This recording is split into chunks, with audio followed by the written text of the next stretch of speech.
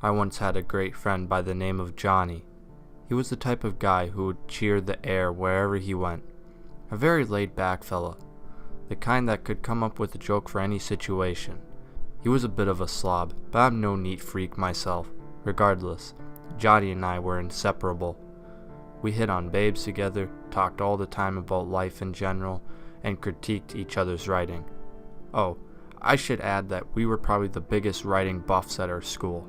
My favorite genre was fantasy, still to this day. But old Johhny boy had a different taste, and that taste was horror. Now, I can get behind a good old horror story, but they aren't my favorite. Johhny, on the other hand, was borderline obsessed with horror. He would always show me these amateur horror stories on the net called creepypastas. Still, to this day, I have no idea what pasta has to do with horror, but I digress. But oh, did Johhny love them. He would always tell me, "One of these days, Alex, I'll be the best damn creepypasta writer on the internet." I didn't really think much of his boast. I mean, everybody says they'll be the greatest at something sometime in their life. Still, Johhny was hell-bent on making the greatest pasta ever. I still remember what he said the last day of school. He grabbed me by the shoulder right when the bell rang and told me that he would fall off the radar for a while. When I asked why, he just said he would be busy writing. When he said writing, he gave me a little wink. True to his word, Johhny all but disappeared after school let out. He was absent from all his unusual haunts. Truth be told, I was a tad bit worried, but with the help of my girlfriend, I found ways to keep my mind off Johhny. Then things took a turn for the ugly. I honestly can't say why I went to Johhny's house.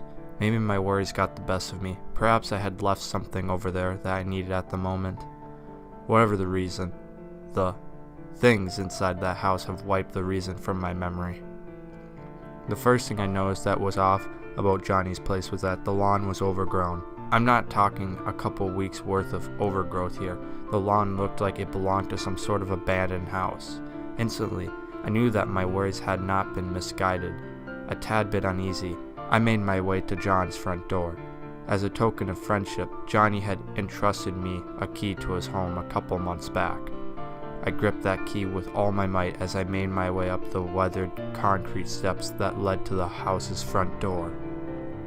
I slid the key into its hole with trembling hands. As the key slid into the lock, I contemplated just running back to my car and driving the hell away. I managed to muster up the courage to go on, though. I thought to myself, it's only Johhny in there, right? He wouldn't hurt a fly, so what would his best friend have to fear? I heard the lock click and pushed the door open. The smell! The smell! Oh dear God!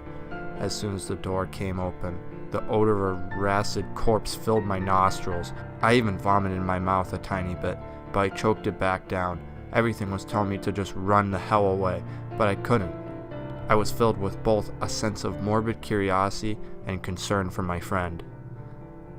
As I entered the house, I noticed pictures on the walls.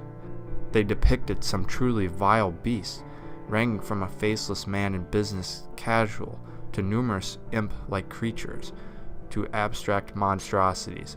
Sewn among them were pages of plain text. I felt a sense of absolute dread pour over me. As I made my way home, around the house, I found that the pictures became more and more crudely drawn. After a few moments of wandering the house, I found the poor creature. He was huddled in a ball, completely motionless. He clutched several papers to his chest. As I drew closer, it became obvious he wasn't alive. I wanted to scream. I wanted to yell for somebody. I didn't want to be in the house anymore. I bolted out of there faster than I thought humanly possible. I didn't bother to close the door. I just wanted out of that fucking place. Eventually, I managed to get my wits together and call the police. They questioned me a bit before ruling me out as a suspect. They found the cause of death to be a heart attack. The strangest thing, however, were those pieces of paper he was holding. Apparently, when the paramedics came to take him away, they removed the paper from this person.